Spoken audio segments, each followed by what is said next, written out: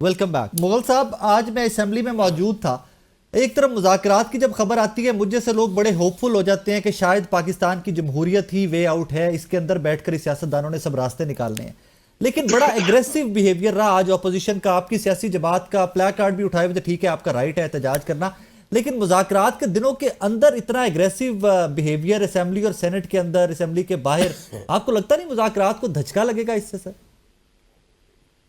राय साहब, मैं आपको एक बात बताऊं, जब किसी इंसान को मार पड़ रही हो ना, बिला वजह मार पड़ रही हो, वो जरूरत से ज्यादा मार पड़ रही हो, और जब उसको उसके साथ जुल्म किया जा रहा हो, तो उसका लहजा थोड़ा तलख हो ही जाता है। ठीक बात। हमें तो दो ढाई साल से फ्रीक्वेंटली मार पड़ रही है। मैंडेट हमारा लूट लिया, कारकुनान हमारे कत्ल कर दिए, आइन पे आपने हल्ला बोल दिया, और 26वीं आईनी तरमीम की सूरत में आपने सुप्रीम कोर्ट पे कब्जा कर लिया, कारकुन हमारे उठा लिए, औरतें महफूज नहीं, बच्चे महफूज नहीं, बूढ़े महफूज नहीं, घरों को तोड़ देते हैं। तो इसलिए इतना को हमारी जो नाराजगी है या इतना को गुस्सा बर्दाश्त करना चाहिए इन्हें। हम सब कुछ करने के बावजूद भी, चूंकि एक जमहूरी सियासी जमात है, हम टीटीपी की तरह या दीगर जमातों की तरह कोई हथियार या बंदूक उठाने की बात नहीं करते। हम इतनी मारे खाने के बावजूद, इतने कारकुन अपने शहीद करवाने के बावजूद, इतने जुल्म सितम सहने के बावजूद, अपना 2 तिहाई का मैंडेट लूटे जाने के बावजूद भी हम बात करते हैं। तो क्या करते हैं? आइन और कानून की बात करते हैं, हम जुडिशल कमीशन की बात करते हैं, हम इंसाफ की बात करते हैं। और जिस गवर्नमेंट, लेकिन आमिर साहब, आइन और कानून आपको एस्टैब्लिशमेंट से मुज़ाकरात का इख्तियार नहीं देता सर कि आप फौज से डायरेक्टली मुज़ाकरात करें। जमहूरियत में फौज से डायरेक्टली मुज़ाकरात नहीं होते। ठीक कह रहे हैं आप, लेकिन जब कब्जा ही हर चीज पे एस्टेब्लिशमेंट ने किया हुआ हो और पार्लियामेंट जो है वो एक रबर स्टैंप बनी हुई हो, तो हम उनसे इतना तो कह सकते हैं ना, इतने तो मुज़ाकरात कर सकते हैं कि भाई जाओ उधर सरहदों पे जाके अपनी ड्यूटियां संभालो। फिर मुज़ाकरात होंगे कि तरला होगा? वो मुज़ाकरात होंगे कि तरला होगा? तो मुज़ाकरात कर सकते हैं ना, वो मुज़ाकरात होंगे या तरला होगा? तो ये इस हद तक तो हम उन्हें कह ही सकते हैं ना। देखिए राय साहब, हर चीज उनके पास है। मैं बड़ी माजरत से अपने मोहतरम भाई सैयद कौसर काज़मी साहब से, जितना कोई ये कह रहे थे कि आप हमारी तरफ आए तो हमने बड़ा वार वेलकम किया। मेरे भाई, आपके पास कुछ होता ना तो हम बड़े पहले आपके पास आ चुके होते। अब है आपसे तो सुन ले, आपसे तो सुबह 7 बजे पता ही नहीं होता, जेल का दरवाजा खुल जाता है, अपने सीने पे हाथ रख के कहें कौसर काज़मी साहब, इनके इल्म में था 22 अगस्त को सुबह 7 बजे जब जेल का दरवाजा खुला और आजम स्वाति साहब को इमरान खान साहब से बुलाया गया और उनसे रिक्वेस्ट करके जलसा कैंसिल करवाया गया। तो ऐसे ना कि आपके पास जितने इख्तियारात है वो आपको भी पता है और हमें भी पता है। एक हफ्ता आप पूरी मुलाकात नहीं करवा सके मुज़ाकराती कमेटी की। राना सनाउल्लाह साहब जो आपके सीनियर मेंबर हैं, उन्होंने हाथ खड़े कर दिए। इरफान सिद्दीकी साहब ने हाथ खड़े कर दिए। जो मुज़ाकरात करवा रहे हैं याद सादिक साहब, उन्होंने हाथ खड़े कर दिए। उन्होंने कहा मेरे पास में भी नहीं है। तो फिर जिन्होंने करवानी थी उन्होंने ही करवाई ना।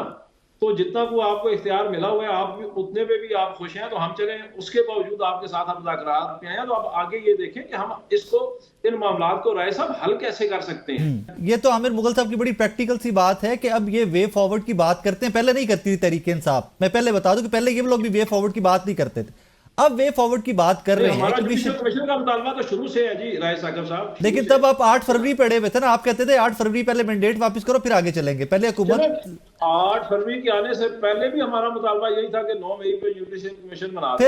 फेयर इनफ काज़मी साहब, यहाँ पे तो आई थिंक हम सबको मुत्तफिक होना चाहिए कि यार जुडिशल कमीशन पे तो किसी को कोई एतराज नहीं होना चाहिए ना। जजेस इनके थोड़े लगाए हुए हैं। राय साहब, सबसे पहले बेख्तियारी पे बात कर लेते हैं। जी। हम इतने बेख्तियार होते ना, जितने भी बेख्तियार हो जाए, इतने बेख्तियार नहीं हो सकते कि पार्लियामान में एक अफसर बैठा हो, बावर्दी अफसर बैठा हो और वो डंडे के जोर पे कई बिल एक में चंद घंटों में पास करवा ले। हम जितने मर्जी ये बेख्तियार हो जाएं, हमें कोई खोसा और साकिब निसार नहीं चाहिए जो उंगली के इशारे से हमारे सियासी हरीफों को इबरत का निशान बना दे। हम जितने मर्जी है बेख्तियार हो जाएं, हम इस नहज पे नहीं पहुंच सकते कि घर की बेगमात बताएं कि भाई आप वजीर आजम है टीवी की खबरों को देख के। बेख्तियारी तो हमने उस दौर में देखी थी। अगर उस तरह का इख्तियार हमारे पास होता तो 26वीं आईनी तरमीम में महीना ना लगता और एक अरसा लगता लोगों की मिन्नतें। कौसर भाई अगर इजाजत दें, एक सेंटेंस ऐड करना चाहूंगा, अगर इजाजत दें आप तो। 26वीं आईनी तरमीम ने हमने इस्लामाबाद में बहुत चीजें होती देखी हैं सर। कासिम रोंजू साहब भी एक सेनेटर थे, वो निकलते हैं वोट डाल के, एक प्रेस कॉन्फ्रेंस करते हैं मैंगल साहब के साथ, उसके बाद दोबारा प्रेस कॉन्फ्रेंस करते हैं। मौलाना फजलुर रहमान साहब के घर के बाहर हम खड़े थे, मौलाना फजलुर रहमान साहब के घर के बाहर हम सारे खड़े हुए थे सहाफी, तो वहां पर एक फैमिली आती है सेनेटर साहब की और फैमिली ढूंढती फिर रही है कि JUIF के एक सेनेटर कहां चले गए। सर हमने बहुत कुछ देखा है और मैं आप पे इल्जाम नहीं लगाऊंगा PMLN पे, पीपल्स पार्टी पे कि जनाब आप लोगों ने कुछ किया था, मैं नहीं कहूंगा। सब एक बंदा नहीं 2 दर्जन बंदों ने ये कहा कि भाई हमें उठा लिया गया था, हमें ले गए थे, हमें मारा था, चादर और चार दीवारी का तकद्दुस पामाल किया था, लेकिन जब सबूत और शवाहिद की बात आई तो जीरो। वहां पे कोई दिखाने में, ये तो सिर्फ यही तो इल्जामात थे। अब इस तरह की बेख्तियारी जो है वो हम हमारे यहाँ तो थी नहीं कि हम ये करते। हमने एक लोगों के घर जाके आपने सियासी लोगों की बैठकें सियासी लोगों के साथ देखी। अब 26वीं आईनी तरमीम के हवाले से आपने भी अपने तहफ्फुज़ात का इजहार किया, मेरे भाई ने भी किया। भाई क्या हम 26वीं आईनी तरमीम को खत्म करके क्या फिर एक वो साकिब निसार टाइप और जिस तरह इफ्तिखार चौधरी साहब थे या खोसा साहब थे, तमाम हुकूमत को एक टांग पे अपने सामने खड़ा कर देते थे, तमाम निजाम को मफलूज कर देते थे, वन मैन शो वाला निजाम हमें कबूल था? क्या चलती फिरती हुकूमत और वज़ीर आज़म चाहे उनका ताल्लुक किसी भी हुकूमत से हो, उनको एक सेकंड में घर भेजने का इख्तियार उनको दे दें और बाद में पता चले जी पानामा तो एक साजिश थी, पानामा तो एक ड्रामा था। तो ये जो चीजें हैं भाई, इनका भी तो देख लेना। क्या आपके कोर्ट जो हैं वो उसी जगह पे चल रहे हैं? इंसाफ और जो कानून और आइन की पासदारी है वहां पे हो रही है? कभी नहीं हुई ना आज तक। ये काज़मी साहब वक्त खत्म हो रहा है, प्लीज जाते जाते प्लीज पर्सनल कैपेसिटी में कमेंट कीजिएगा। हाउ होपफुल आर यू के मुज़ाकरात से कुछ बेहतर नतीजा निकल सकता है? पर्सनली मुझे बताइएगा। PMLN को साइड पे रखते हैं, पाकिस्तानी बन के पहले बात करते हैं। How hopeful are you? संजीदगी तब हो सकती है जब एक बंदा, अब खान साहब है ना, इन राइटिंग की डिमांड हमारी तरफ से इसीलिए थी कि कोई फ्रीक उससे मुकर ना सके, क्योंकि बाकी जो ग्रोह है वो कल कह दे नहीं भाई हमने तो जिस तरह कहा गया कि इमरान खान तो ये नहीं कह रहे कि मुझे रिहा करो, ये हम मुज़ाकराती कमेटी का मुतालबा है। तो इस किस्म की मुज़क्का खेज चीजें जब सामने आएंगी तो फिर तो संजीदगी नजर नहीं आती। संजीदा होने के लिए आपको संजीदा तर्ज अमल अपनाना पड़ेगा। लेकिन काज़मी साहब फिर आपको भी एश्योरिटीज देनी पड़ेंगी ना, फिर गवर्नमेंट को भी रिटर्न देना पड़ेगा कि ओके इन चीजों के ऊपर हम आपसे मुत्तफिक हैं, हम इनके ऊपर इंप्लीमेंट करेंगे।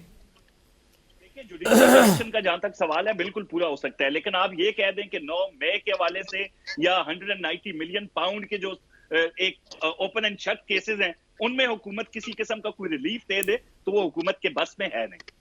सर हुकूमत वैसे वाकई जाते थे टाइम में से खत्म हो गया है, लेकिन हुकूमत केसेस में कैसे रिलीफ दे सकती है? सिर्फ प्रोसिक्यूशन ही है ना कि फर्दर प्रोसीड ना नहीं, उस पे दो बातें। 494 के तहत प्रोसिक्यूशन जो केसेस विड्रॉ कर सकती है और मजीद केसेस बनाने की कमिटमेंट दे दे के जैसे ये फेक फिक्टिशियस ग्राउंडलेस कभी 3 MPO कभी 16 MPO के तहत उठाते हैं और पुराने केसेस में जाके गिरफ्तारी डाल देते हैं। ये सिलसिला तो आप सदियों चलता रहेगा। पाकिस्तान के अंदर कहाँ केसेस पड़े, किसी न किसी केस में आप ततीमा बयान दे के आप उनको सब्सिक्वेंट स्टेटमेंट पे नॉमिनेट करते रहे और चलाते रहे।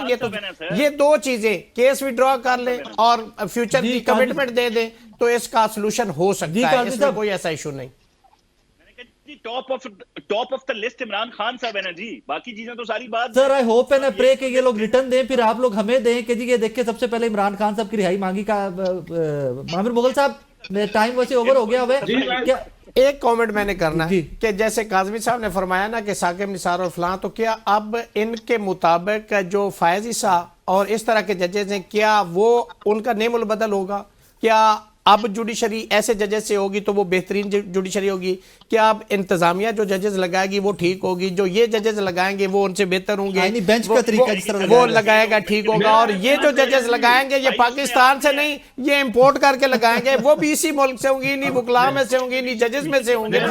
आपने उस पूरे तरीके को काज़मी साहब बिल्कुल जो एक चलता हुआ निजाम था आपने उसका तहस नहस करके अदलिया को इंतजामिया से अलग करना था। अब आपने अदलिया को इंतजामिया की गोद में बिठा दिया। एक कमेंट प्लीज दोनों कर लीजिए, वक्त खत्म हो गया। मैं ये कह रहा हूं भाई हम नहीं लगाएंगे, उस जुडिशियल कमिशन में आप भी हैं, दीगर उसमें इंतजामिया की मेजॉरिटी है। जी आमिर मुगल साहब, जी आमिर साहब आपका कमेंट। जी मैं इमरान खान साहब की राय पे सिर्फ इतना कहूंगा, हम किसी एग्जीक्यूटिव ऑर्डर के जरिए इमरान खान समेत नहीं चाहते। हम ये कहते हैं कि अदालतों से प्रेशर हटाया जाए और अदालतों को ज्यादा तरीके से थैंक